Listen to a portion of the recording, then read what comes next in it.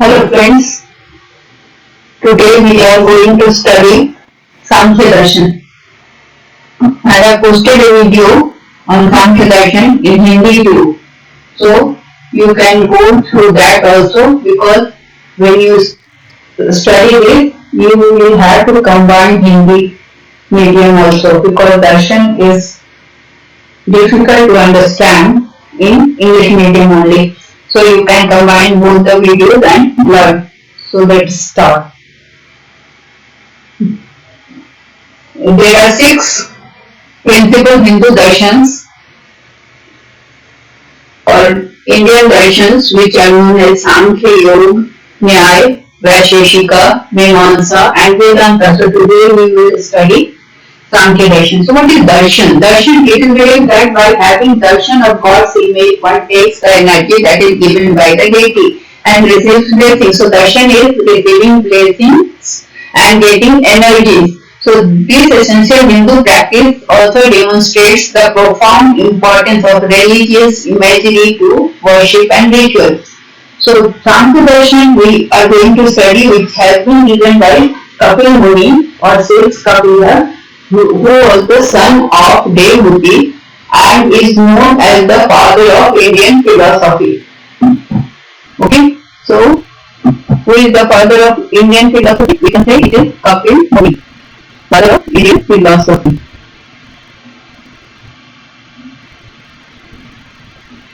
And who is the father of Western philosophy? Is Socrates, who was a philosopher of 470 or 469 to 399 BC. And Kapil Muni is supposed to belong to the period 10,000 BC. So, we repeat things important. So, 6 types of darshan known as Sharda Darshan. Sharda Darshan means 6 darshans, and the founder of Indian philosophy or father of Indian philosophy is Kapil Muni, and of that is Greek philosopher who was philosopher of Athens is known as Western philosophy. Okay, so we will proceed. Ishwar Krishna. Ishwar Krishna was the philosopher. Ishwar Krishna was the philosopher who has written Samkhya Sutra. So Samkhya Sutra is written by Ishwar Krishna, and Samkhya is atheistic. It does not believe on God. Okay, so it is atheistic philosophy, and it does not believe in God, and it is a Jnana Yoga. It is Jnana Yoga.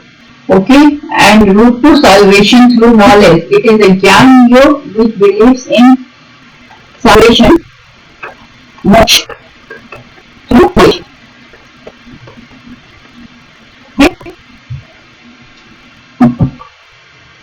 It is based on more through knowledge. So Samkhya is one of the types of Indian philosophy which is very popular and famous in ancient times, and it is important nowadays too. So it is a philosophy that holds the opposite belief of Advaita Vedanta. Advaita Vedanta believed in God, or it was theist, and Samkhya Darshan does not believe in God. The literal meaning of Samkhya is numerical analysis.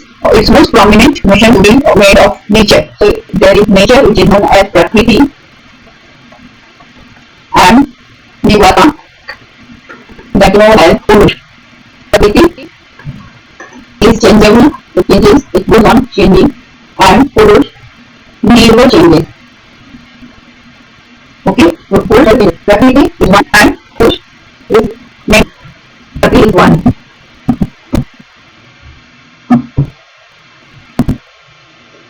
Prakriti is only one, and Purush is many. It has taken 25 elements along with Prakriti and Purush. So that's why it is called Samkhya Darshan. So it is 25 elements are counted, so it is called Samkhya Darshan.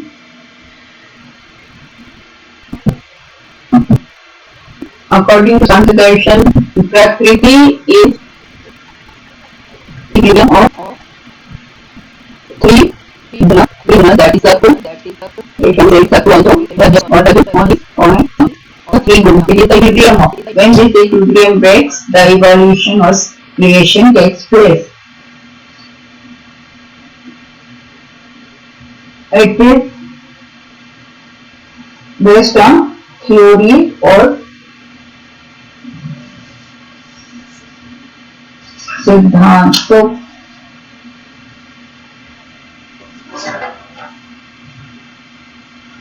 Prakriti is the primary reason of creation of history, or it is regular and absolute, and it is the main source of all works. Prakriti is regular and absolute, absolute, and root source of all happenings, all works. Although Sattva, Raj and Tam are the basic elements of nature or Prakriti, but Prakriti is not dependent on these three gunas. So these three elements, Sattva, Raj and Gun, Tam, are like three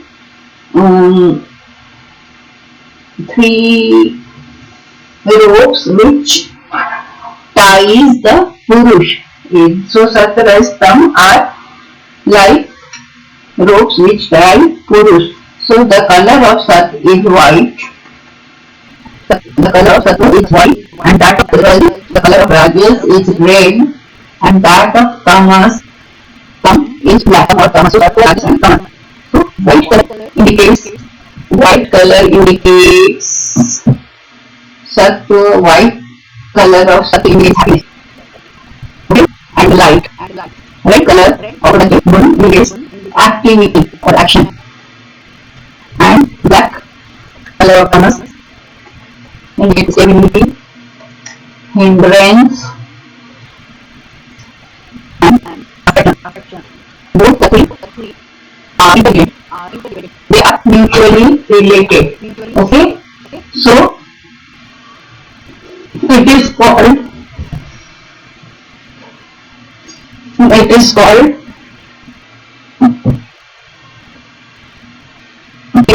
independent qualities. So now we go for the. So they are mutually independent, and when they both all the three change their forms, then the form of object is according to the combination whether it is or Tamas. So the object takes the form of or takes the quality of the gun which is prominent.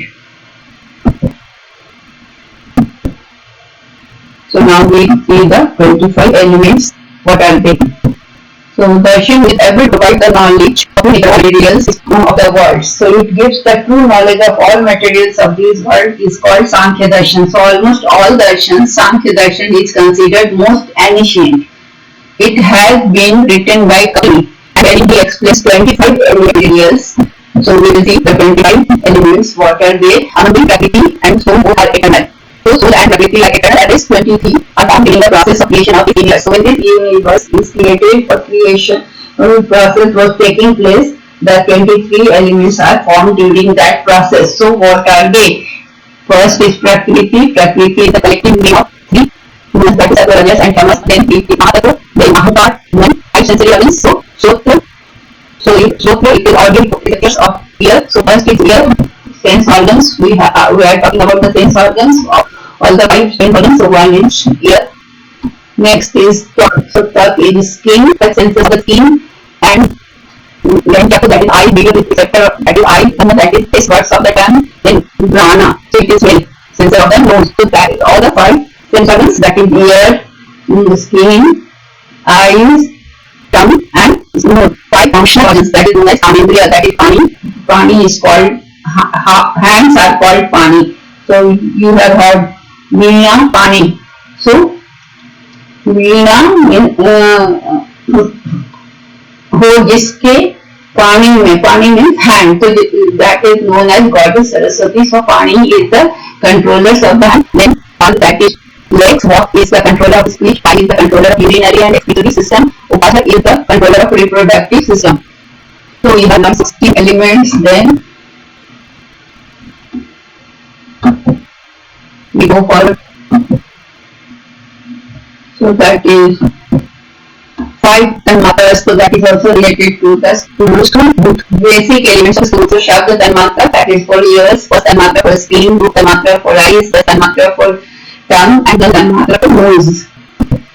So 16 and 5, 21. And 5 is through bhuta, so that are ether. So tiny particles all above which have not come to form solid liquid, so they are gases, fire, liquids, solids, and conscious of flow, living beings, and fog. So these are the elements given by Sankhya Darshan. Literal meaning of Sankhya is discrimination between Purush and Prakriti, so as to show the liberation of Purush. So the Buddha is to discriminate between and the higher mental state that is concerned to Devi, the part of Prakriti. Prakriti is fully real material substance and not the creation of Brahma. So Prakriti is made of material substance of the earth or real. Real material substances. God has not created Prakriti. Metaphysical realism, the external world is real, except that it feels and it knows. The spirit is what it sees, it is isolated, it is indifferent, it is a mere inactive spectator. That who is isolated, indifferent, and mere inactive spectator, it is Purush. And it is without desire. Purush has no desire, no intelligence, it is pure freedom. So how then did it get enslaved? So it has been enslaved by the 3 gunas. So these gunas, Sattva, Rajas, and Tam, are not equilibrium. This equilibrium breaks under the Purusha's influence. This equilibrium and evolution starts. So it is 2 types of changes. Sattva change means Sat changes to Sattva, Sattva change to Sattva, and Rajas change to Raj. Yes, so the main thing, Tamas change to Tamas, then there is no creation, no evaluation. So it is called equilibrium position. So nature is in equilibrium, but other equilibrium change. So it takes place when the food or town or many of things increases. Then this equilibrium happens and creation starts. So it is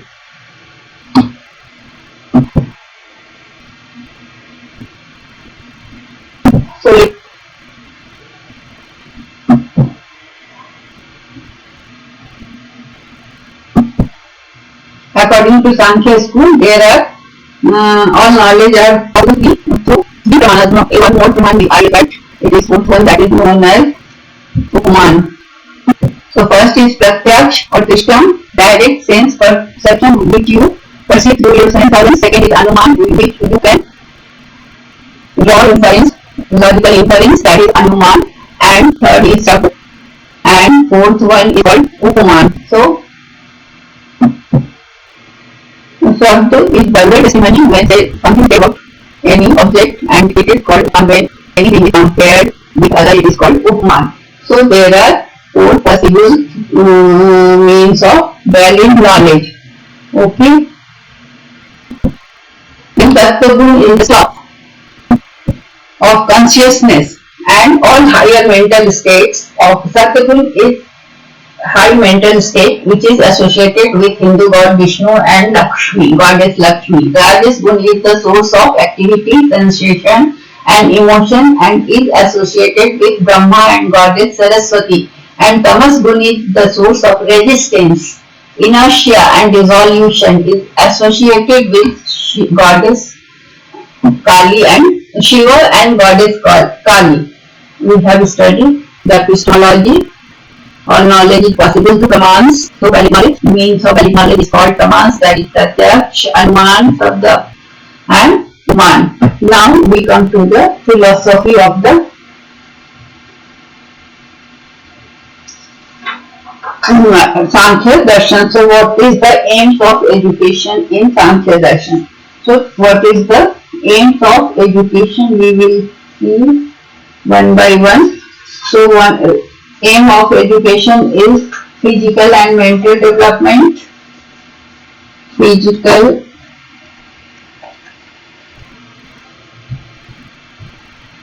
and mental development, and its application of some session is development of logical reasoning. Third is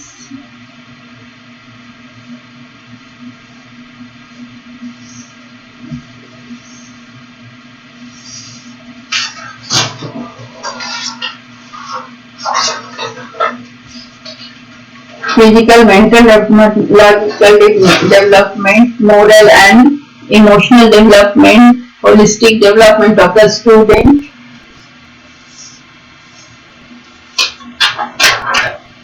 and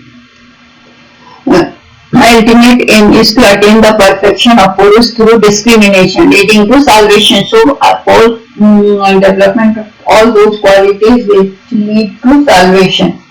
So, the aim of education should be to create discerning individuals capable of attaining the perfection that is within them. The curriculum of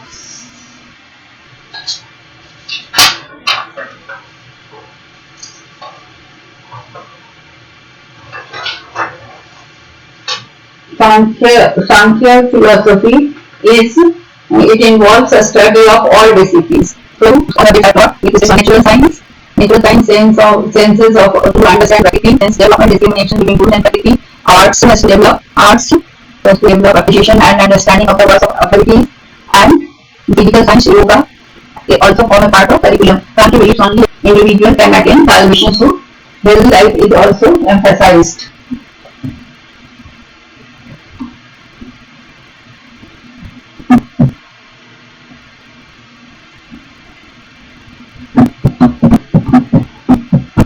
Then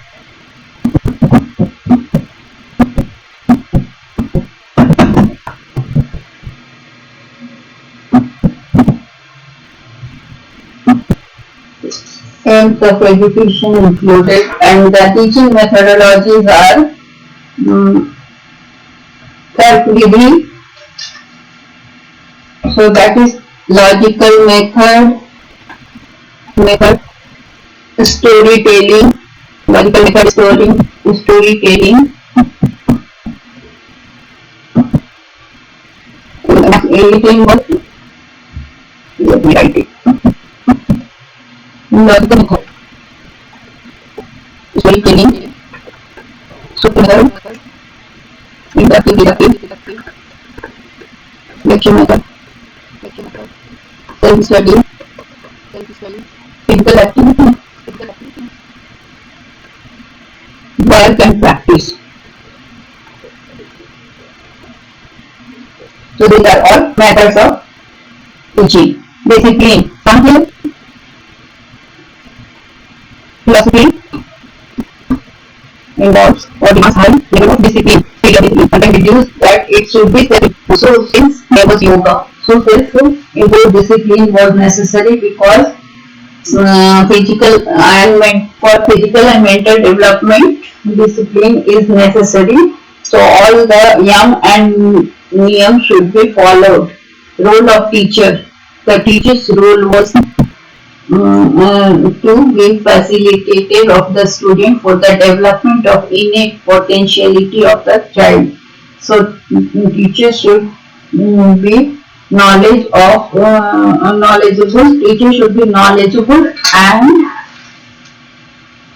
he should be able to give the knowledge of Prakriti and Purus and discriminate between Prakriti and Purus to the students.